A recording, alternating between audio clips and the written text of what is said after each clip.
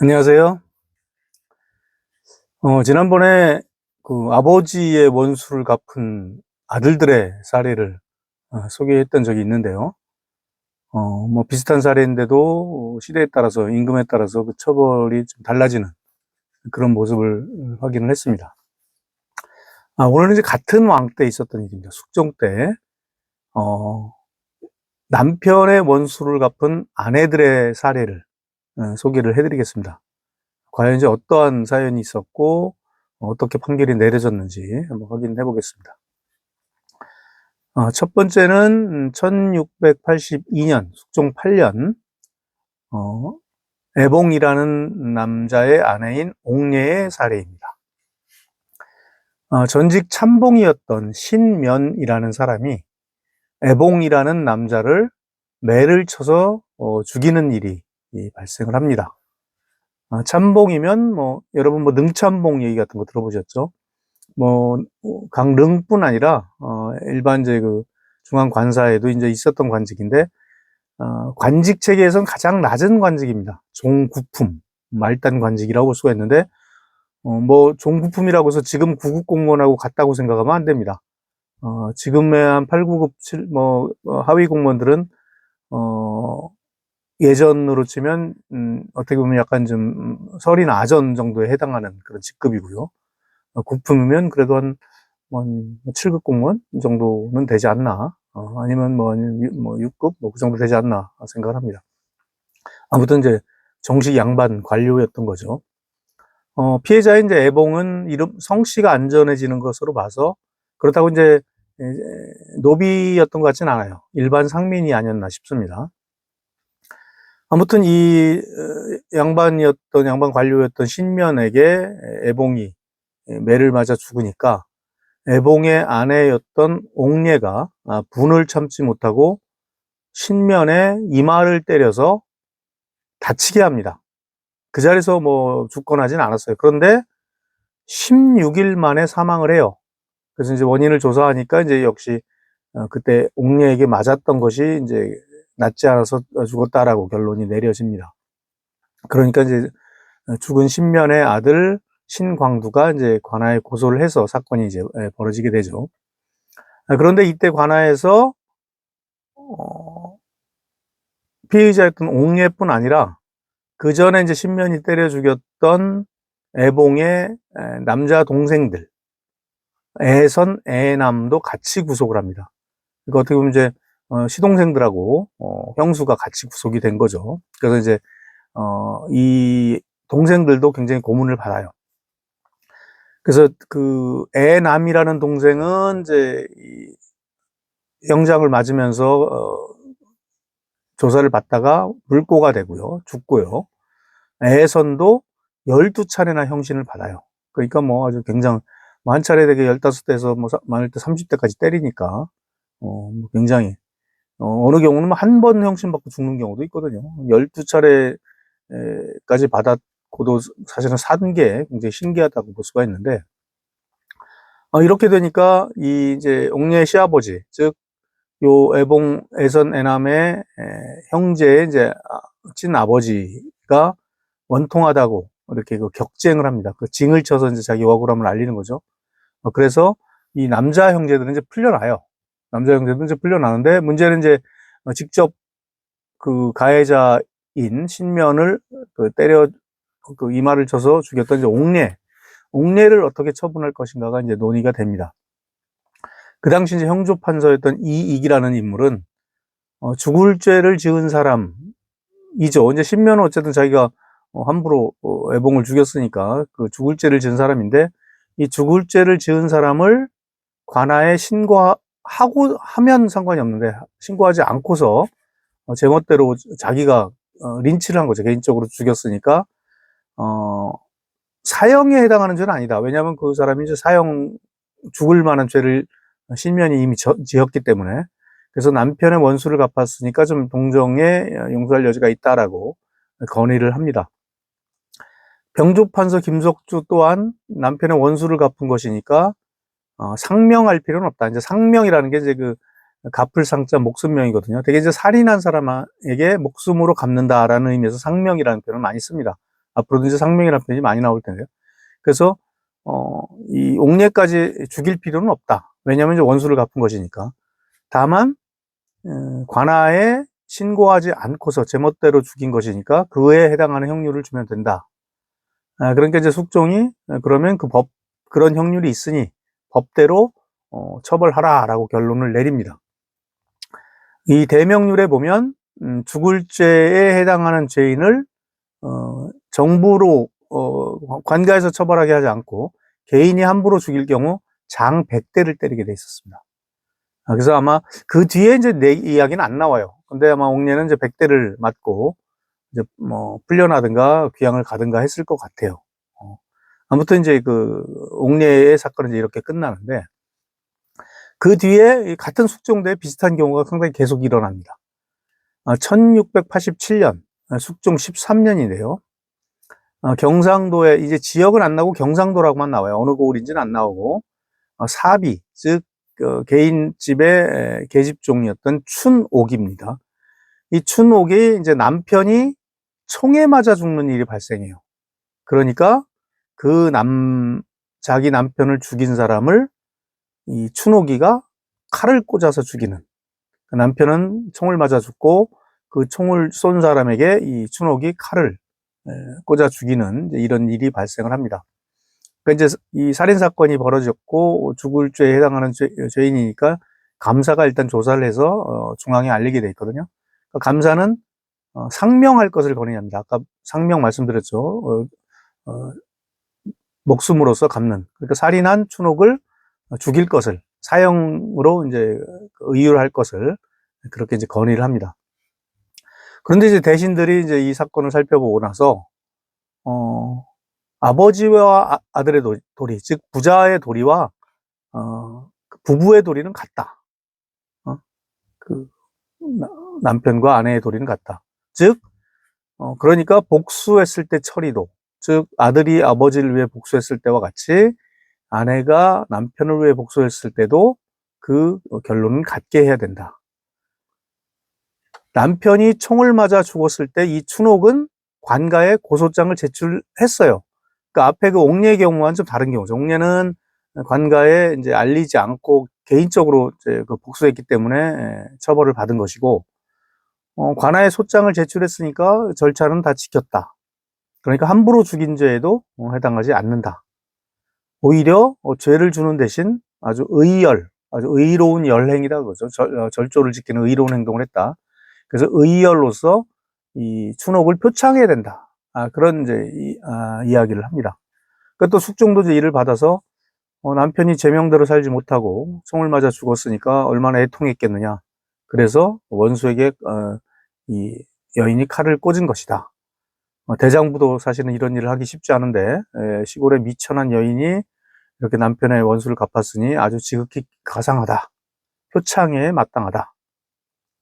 법률에도 자식이 부모를 위해서 복수한 것에 대한 그런 조문이 있으니 이 경우도 그에 따라야 된다. 그런데 관가에 이제 알렸기 때문에 함부로 사람을 죽인 죄 그리고 그거에 따라서 상명하는 것은 해당하지 않는다. 그러면서 특별히 정려하여 표창하라라고 합니다. 정려라는 것은 이제 마을 어귀에 정문이라는 빨간 문을 세워주는 겁니다. 여러분 뭐 지방에 가면 빨간 문으로 해서 뭐 효자 누구의 정려, 충신 누구의 정려, 아마 그런 걸 아니면 연려 누구의 정려 이런 걸 아마 본 적이 있을 겁니다. 그래서 그러한 이제 그 정려문을 세워서 표창해라 그런 그 판결을 내립니다. 그 앞에 옥례와 이 춘옥 경우는 둘 다 남편을 죽였다는 것은 같지만 앞에 옥례는 관아에 신고 않고 죽였기 때문에 그에 해당하는 장 100대를 맞고 풀려났는데 이 춘옥 경우는 이제 관아에 고소장을 제출했으니까 그 죄를 묻지 않고 그 죄를 묻지 않은데 그치지 않고 표창에서 정문까지 세워주는 그러한 이제 완전히 다른 판결이 같은 숙종대 나온 거죠. 그런데 이제 이 사례가 그 다산 정약용의죄는 이제 흥음신서에 소개가 돼 있는데 이 다산은 좀 이 사건에 의문을 제기합니다. 물론 이제 다산은 이 당대 사람이 아니고 그로부터 한 100여 년 뒤 정조, 순조 때 사람이니까 직접 그 사건을 이제 어떻게 확인할 수는 없었지만, 아무튼 이 다산의 임무는 일단 첫 번째, 초기에 관아에 신고했는데 왜 관아에서 이 남편을 죽였던, 총을 쏘아 죽였던 그 사람을 형사 사건으로 왜 다루지 않았겠느냐. 그 뒤에 그것이 이제 사건으로 성립하지 않았다는 것은 아마 총을 쏘거나 총에 맞은 것이 고의로 총을 쏜 것이, 고의로 살해하려고 죽인 것이 아니라 과오에 의한 게 아니냐. 그래서 관가에서는 아마 과오에 의한 살인으로 귀결을 시켰는데 아내가 제멋대로 원수를 갚은 것이 아니냐. 그러니까 원수가 죽을 죄, 그러니까 죽을 죄를 지었으면 복수할 수 있지만 죽을 죄가 아닌 과오는 요즘도 그러니까 과실치사죠. 살인이 아니라. 그런 경우는 형량이 훨씬 낮죠. 그런 경우는 이제 복수하면 안 된다. 법적으로도 이제 그렇게 돼 있어요. 그래서 아마 그 당시 초기에 이제 경상감사가 상명을 건의했다는 이야기를 말씀을 드렸잖아요. 그래서 경상감사가 처음 상명하도록 건의했던 것도 아마 그런 사정이 있었던 게 아니겠느냐. 이 경우는 그러니까 이제 만약에 과오에 의한 살인이었는데 이 춘옥이 그 남편 죽인 사람을 죽였다면 이거는 사형에 해당하지 원수를 갚았다고 해서 용서할 수는 없다. 게다가 표창까지 하는 건 더욱더 부당하다라는 의견을 냅니다. 근데 그렇다고 해서, 그런데 이제 어쨌든 숙종이 표창한 것은 있었던 일이잖아요. 아무리 후대라고 하더라도 옛날 임금의 어떤 그런 결정에 대해서 이의를 제기할 수는 없어요. 그러니까 이제 다산은 마지막에 어떤 이야기를 하냐면 숙종이 판결한 것은 특별한 은혜. 그러니까 그런 말씀 제가 드렸죠. 왕이 법보다 더한 죄를 줄 수는 없지만 법을 특별히 용서해서 감형해 주는 건 가능하다라고 했잖아요. 오늘날 뭐 대통령의 사면령도 사실은 거기에 맞닿아 있는 거죠. 그러니까 숙종은 특별한 은혜를 내린 거니까 왕은 그럴 수 있다. 다만 그 당시 이제 신하들도 관대하게 처벌해야 된다, 표창해야 된다 그런 건의를 했거든요. 신하들이 표창을 건의한 것은 잘못됐다라는 개인의 의견을 이제 피력을 합니다. 이 사건에 대해서. 근데 이제 방금 말씀드린 것처럼 다산도 한 100여 년 지난 뒤에 사건 기록이 정확히 남아있지 않은 상태에서 아마 추정한 것이죠. 그러니까 논리적으로는 뭐 다산 말이 개연성이 있습니다. 다만 이제 구체적으로 그것이 실제로 과오에 의한 살인이라 그렇게 처결이 된 건지 또 무마를 하려고 했던 건지 그런 건 또 확실하지 않죠. 아무튼 똑같은 남편의 원수를 갚았지만 옥례와 춘옥은 이렇게 다른 결론을 내리게 됩니다. 또 하나의 사례가 있습니다.